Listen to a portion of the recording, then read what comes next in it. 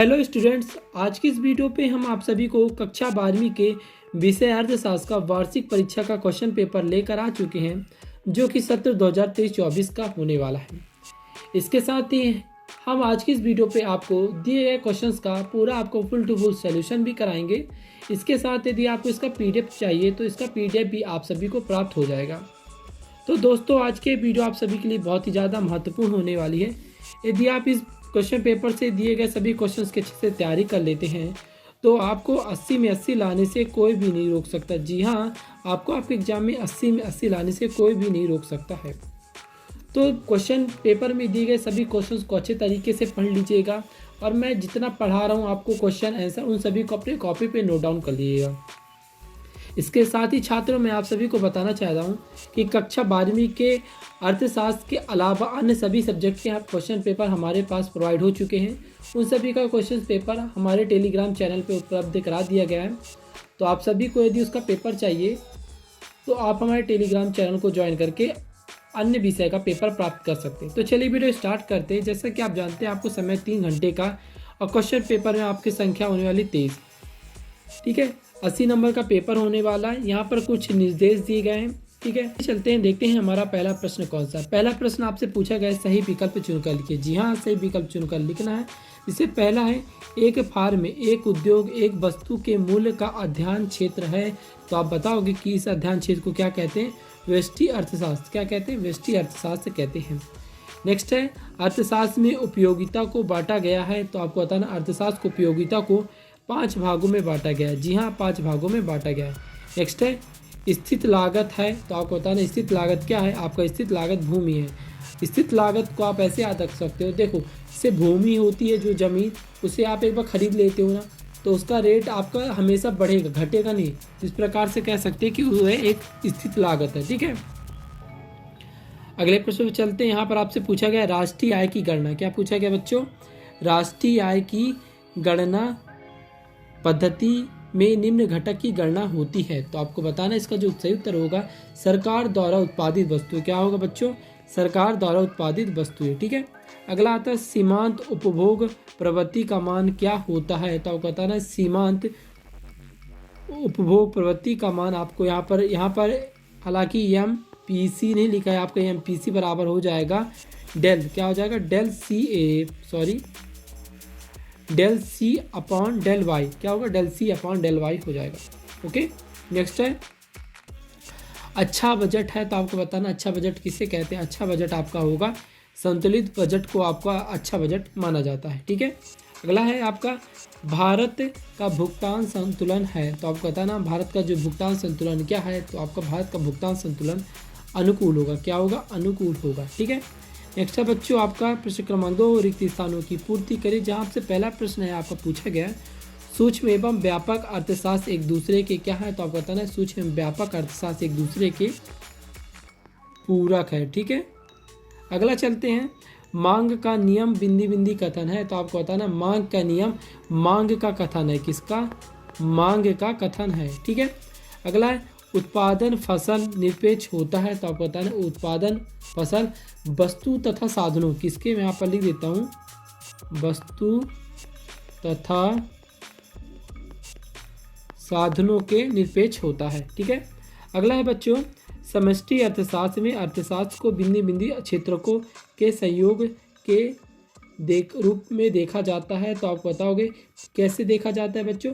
परिवार, फार्म और सरकार तथा वह क्षेत्र के इन चारों पर। तो आपका उत्तर क्या लगाना है? आपको इसमें आपको जिसका लिखना है, परिवार, फार्म और सरकार। ठीक है, क्या लिखोगे बच्चों? परिवार, फार्म, ठीक है, और सरकार। ठीक है, ऐसे आप इसे नोट डाउन कर लो। ठीक है, इसके बाद चलिए चलते हैं हम अगले विकल्प में आपके, जिसे पूछा गया आपका, राष्ट्रीय आय देश के बिंदी बिंदी सूचक है। क्या पूछा गया? राष्ट्रीय आय देश की कैसी सूचक है? तो आपको बताना, राष्ट्रीय आय कैसी सूचक है? देश की उत्पादन की। क्या होगी बच्चों? देश की उत्पादन की। ठीक है ना, मैं लिख देता हूँ, देश की उत्पादन की। ठीक है ना, यदि आप यहाँ उत्पादन बस भी लिखते हैं तो भी आपका यह सही उत्तर कहलाएगा। अगला है, गुणक का आकार बिंदी बिंदी पर निर्भर करता है। आपको बताना है कि गुणक का आकार किस पर निर्भर करता है। तो आपको इसका जो फार्मूला आपको लिखना है कि गुणक का आधार बराबर क्या लिखो, बराबर 1/1 माइनस MPC। ओके, ठीक है, इसे आप नोट डाउन कर लीजिएगा। इसके बाद चलते हैं हम प्रश्न क्रमांक 3 पे, सही जोड़ी बनाइए। यहाँ पर आपसे पूछा गया है, क्या पूछा गया बच्चों कि कॉलम ए और कॉलम बी आपको दो दिए गए हैं।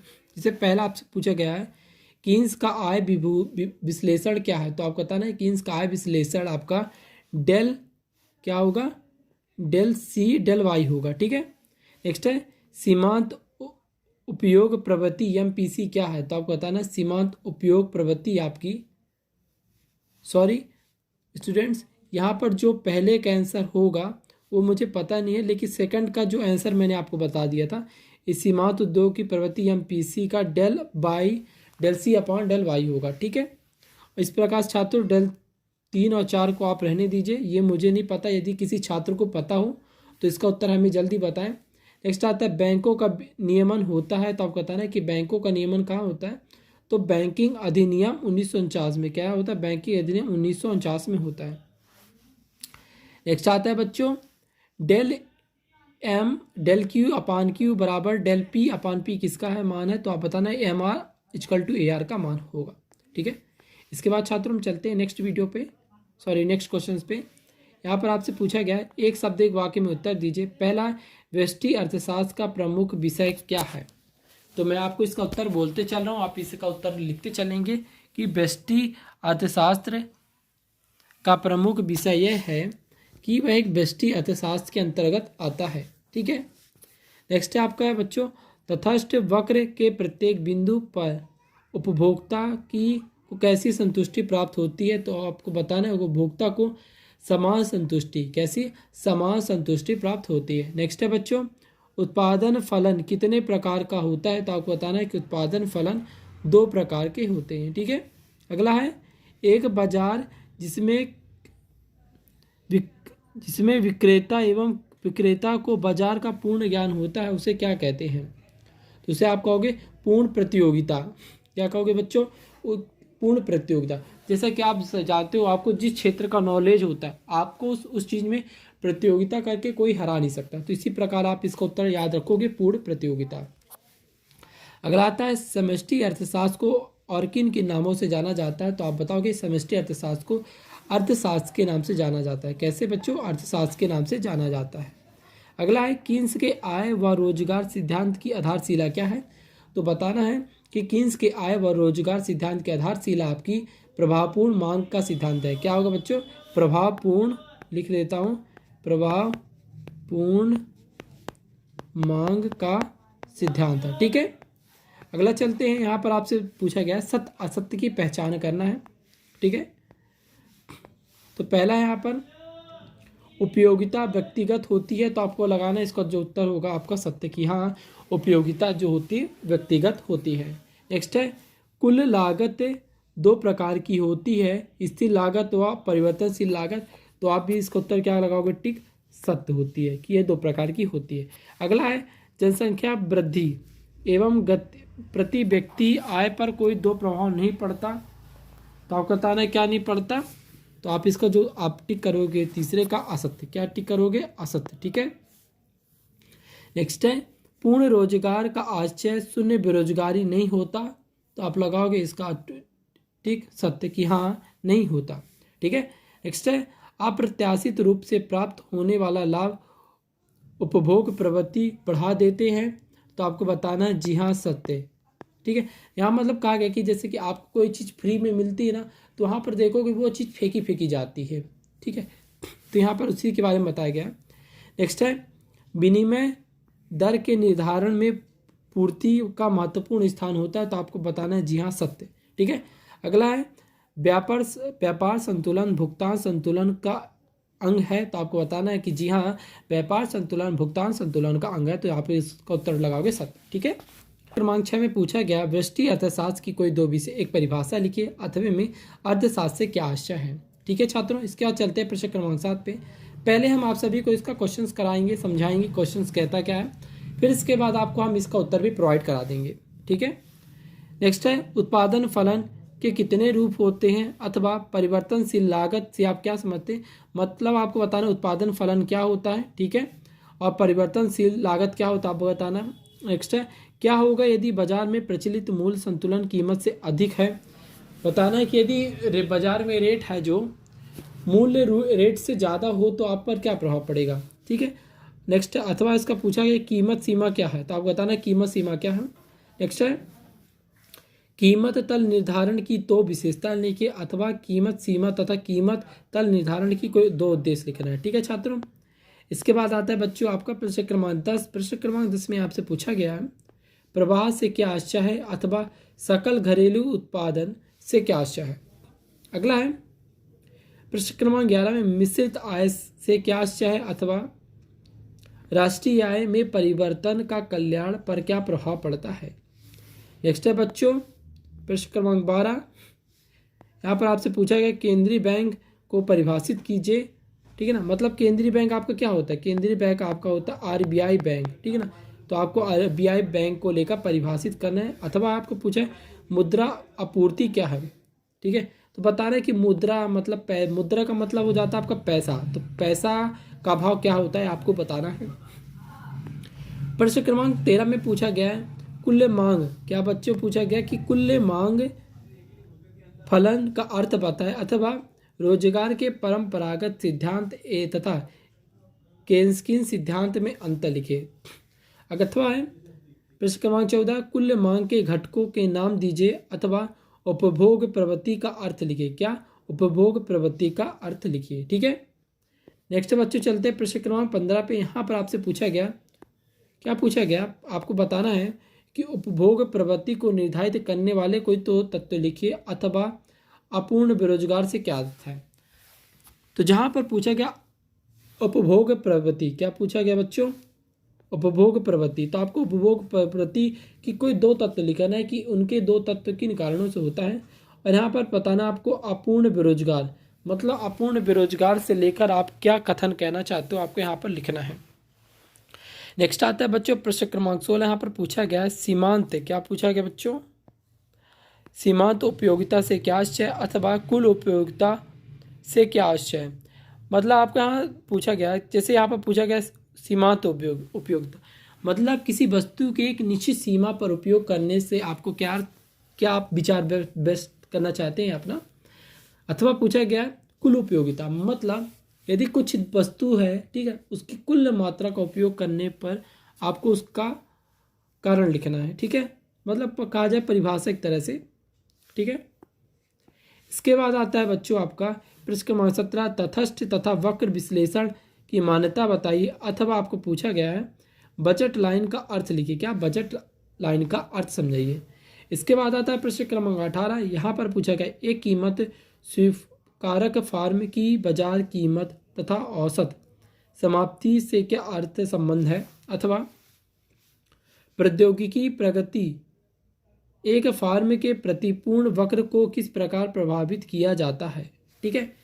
नेक्स्ट है आपका प्रश्न क्रमांक 19। प्रश्न क्रमांक 19 पे बच्चों आपसे पूछा गया है एक अच्छी मुद्रा, क्या पूछा गया बच्चों कि एक अच्छी मुद्रा पदार्थ के गुणधर्म का वर्णन कीजिए अथवा है एक अच्छी बैंकिंग प्रणाली का विशेषता लिखे।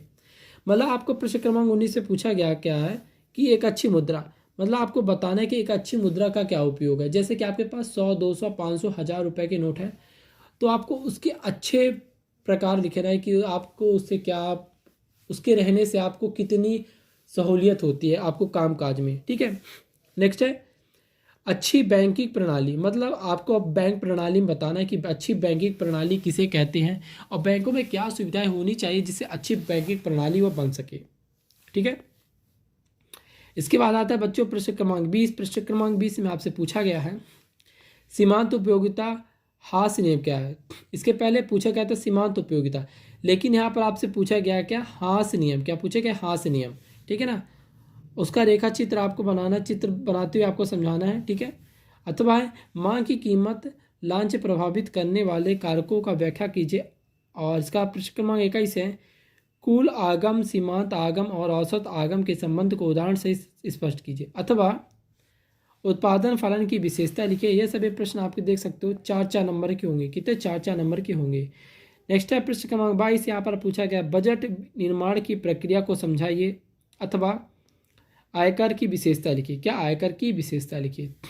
मतलब आयकर की विशेषता कैसे? मतलब जो आप आय देते हो, ठीक है ना, आपको उस आय के बारे में विशेषता लिखनी कि आयकर कैसे होनी चाहिए, और मतलब आयकर में कैसे नियम होनी चाहिए कि जिससे लोगों को सुविधा प्रदान हो, लोगों को कष्ट ना हो, ये सब आपको बताना है इसमें, ठीक है ना। बजट में भी same to same as a process आपको लिख करना होगा। प्रश्न क्रमांक 23 में आपसे पूछा गया विदेशी विनिमय दर को प्रभावित करने वाले तत्वों को लिखिए। क्या लिखना है आपको? विदेशी विनिमय मतलब विदेशी रुपयों को प्रभावित करने वाले कारकों का आपको वर्णन करना है, अथवा भुगतान संतुलन में प्रतिकूलता। क्या पूछा गया है बच्चों? भुगतान संतुलन में प्रतिकूलता के कारण लिखिए। मतलब आपसे पूछा गया कि जब भी आप भुगतान करते हो, क्या करते हो बच्चों? जब भी आप भुगतान करते हो, ठीक है ना, तो भुगतान करने में जैसे आप सभी को पेटीएम, यूपीआई या फ़ोनपे चलाते होगे, ठीक है ना, आप देते होगे 2 सेकंड में पेमेंट हो जाती है, ठीक है ना। तो आपको ये भुगतान प्रक्रिया के बारे में बताना है कि कैसे यह प्रतिकूल है या अनुकूल है आपके, ठीक है ना, उसके अच्छे और बुरे प्रकारों को आपका वर्णन करना है, ठीक है छात्रों। तो इस प्रकार छात्रों आपके जो कक्षा 12वीं के विषय अर्थशास्त्र का मैंने आपको पूरा टू पूरा क्वेश्चन पेपर करा दिया है। इसके साथ ही जो इसका आंसर शीट है आपको पीडीएफ के रूप में आपको हमारे टेलीग्राम चैनल पे मिल जाएगा, नहीं तो आपको हमारे व्हाट्सएप चैनल पे मिल जाएगा। आप दोनों जगह ज्वाइन करके इसका पीडीएफ प्राप्त कर सकते हैं। और आपको बता दूं हमारे चैनल पे आपको अर्थशास्त्र के अलावा आपको समस्त विषय के इसी प्रकार के क्वेश्चंस पेपर मिलने वाले हैं, ताकि आप अपने एग्जाम की तैयारी बहुत ही बेहतर तरीके से कर सकें। तो आई होप दोस्तों यह वीडियो आप सभी को पसंद आई होगी, और वीडियो पसंद आई होगी तो प्लीज़ वीडियो को लाइक करिएगा, चैनल को सब्सक्राइब करिएगा, और अपने उन सभी दोस्तों के साथ शेयर करिएगा जो कि आपके साथ पढ़ते हैं या कि आपके भाई बहन जो पढ़ रहे हैं, ठीक है। तो दोस्तों आज के लिए बस इतना ही, फिर मिलते हैं नेक्स्ट वीडियो में। So thanks for watching my video.